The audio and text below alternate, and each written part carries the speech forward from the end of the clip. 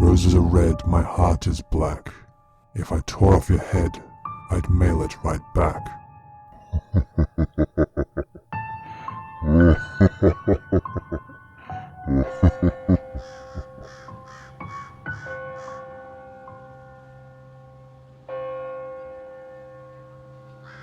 I was just fresh off a major split-up when some friends of mine encouraged me to use Tinder.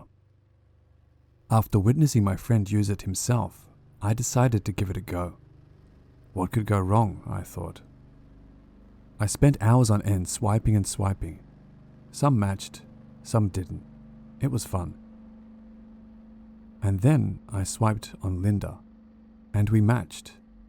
A decision I'd end up regretting. We spoke for a few weeks on and off, and got to know each other. She seemed like a nice enough girl. She was a bit older than me, yet looked a whole lot younger. She wasn't fussed about going out for a meal or a cinema trip or anything traditionally romantic, so we arranged to meet up at a bar instead.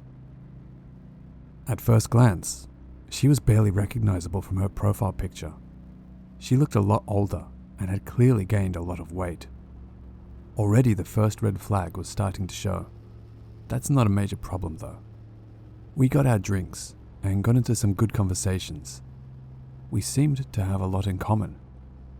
Maybe too much.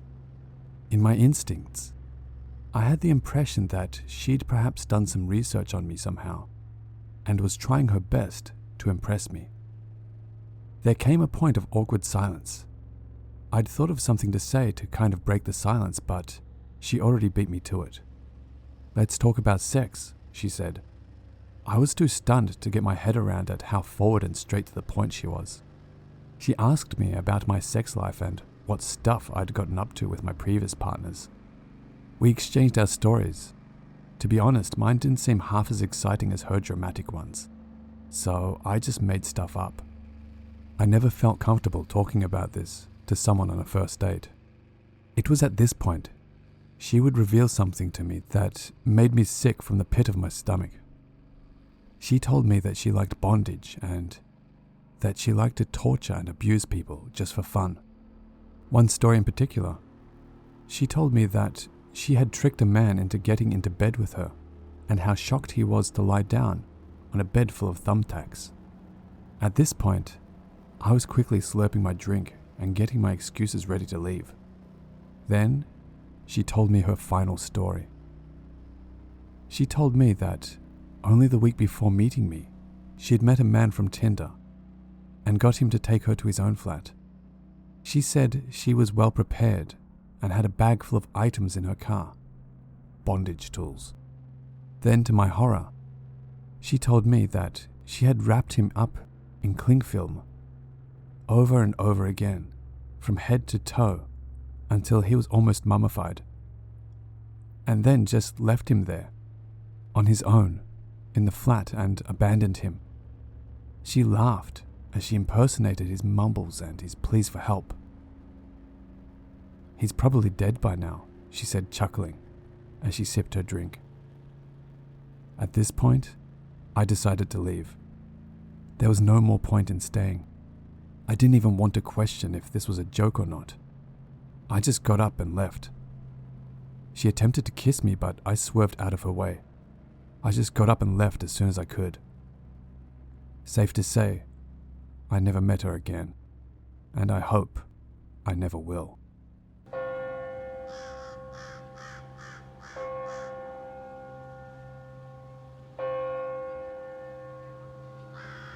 This happened to me my freshman year of college. Tinder was new, and everyone at my university was on the app. I joined to see what all the fuss was about. Looking through profiles, I found a few guys that were really interesting, and this one guy in particular caught my eye. We will call him Walter. I swiped right on Walter, and we matched. I was excited and kind of giddy because he was super attractive. He messaged me, and I got butterflies in my stomach. We messaged on the app for maybe an hour. Typical conversation is happening. I asked him what he did for a living. He asked what my major was. Harmless conversation. After a while, he asked for my number so we could text instead of message on the app. I gave it to him. He seemed nice enough. We messaged back and forth for a few days. Lots of flirty conversation and plans to hang out finally occurred. By the fourth day of the conversations, he started calling me babe, which gave me some mixed feelings. It was cute, but also a little weird. We didn't really know each other and had never met. I ignored it and continued on with the conversation. He started saying he wanted to be exclusive, and he really wanted to see me in person. He was begging me at this point to come over to his apartment to cuddle and watch movies with him and his dog. I told him that our first date needed to be in public, and I would not be going to some stranger's apartment. He said I was overreacting and kept begging. I ignored him for the rest of the night. The next day, he apologized, and he said he understood we needed to meet in public, so we made plans for that weekend.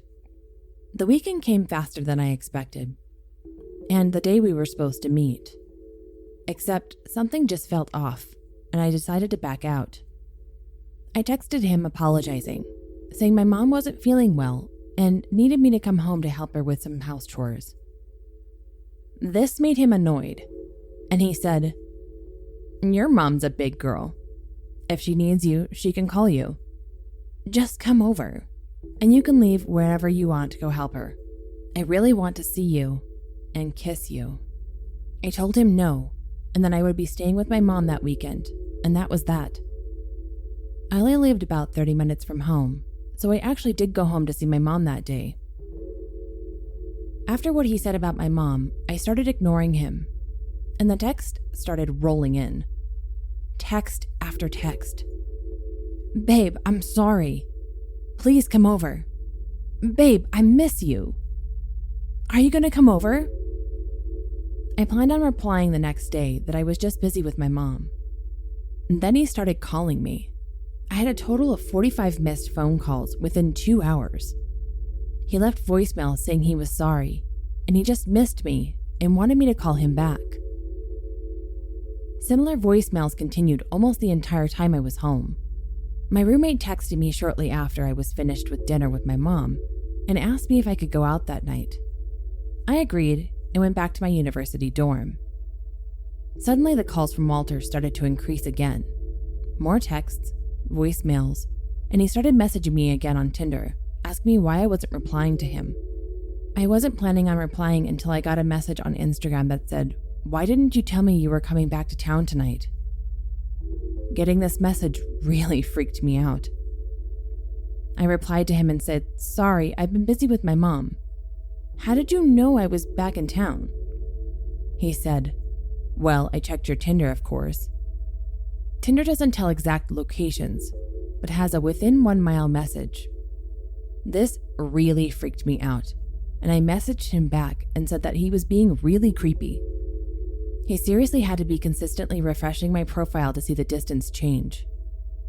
The messages, calls, and voicemails continued.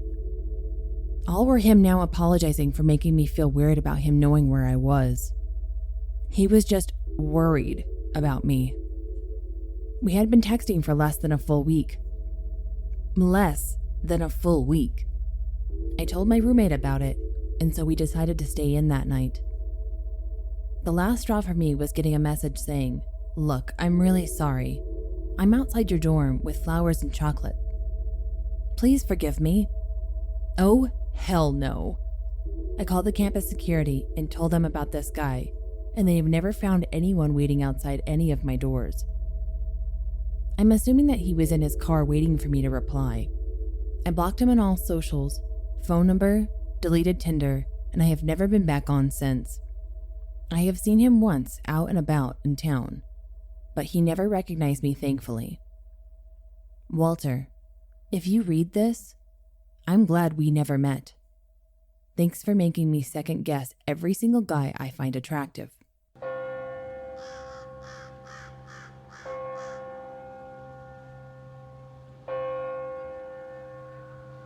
Just gonna leave this here cause I can't tell my friends. I made some mistakes obviously, but I didn't expect things to go down the way they did. I'd been talking to this guy on Tinder for a couple of weeks or more, and we had not met up yet as I'd been working away from home. He kept asking for my phone number, but I kept declining. Eventually, we set up a date to meet up, but when I got up that morning, I just wasn't feeling it. Sounds silly, but my gut feeling was not to do it. So I messaged the guy and told him that maybe we should reschedule. He sounded disappointed, but said it was okay. He was still going to take himself out for lunch. Later on in the afternoon, he messaged me and said what if he brought me some food since I was working from home. He said he wanted to do something nice for me. I was hungry and also felt like, oh, how nice. Someone wants to get me food. I gave him my phone number and home address. Big mistake. But I also figured, hey, if he tries anything, I can take him, go down fighting, some nonsense like that. He came over to my house. I buzzed him in and waited by the front door. He showed up and wasn't even carrying any food. Instead, he had a couple of wine bottles and some cans of Coke and bourbon, one of them already opened. He seemed drunk and reeked of bourbon. I told him he couldn't come in and that he had to leave. It had been raining, so he asked if he could sit down and order his cab. So I let him sit in the mudroom and I waited. It felt like an eternity, and he was still in my home. I asked him about this, and he got up, made his way towards me.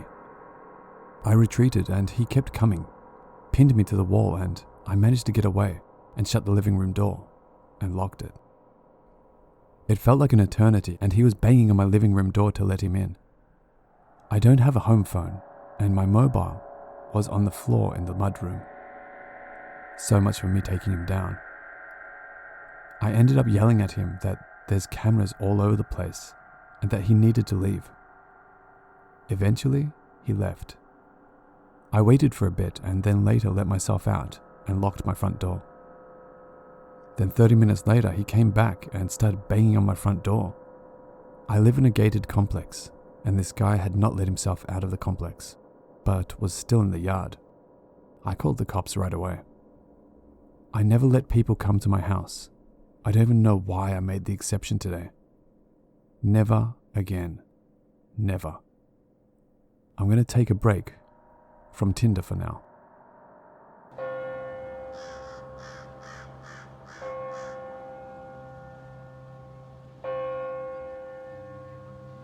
Hello watchers and listeners. Thank you so much for watching. I hope you enjoyed that video. I wasn't going to do a Valentine's Day video, but then at the last minute I decided I would. And I was lucky enough that M.Frightmare was able to help me in such a short time.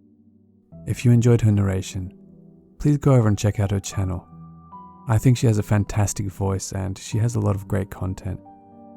A huge thank you to all the Reddit users who kindly allowed me to use their stories. A link to everything will be in the description below. And as always, thank you all so much for your continuous support. I truly do appreciate it. And remember, Papa loves you.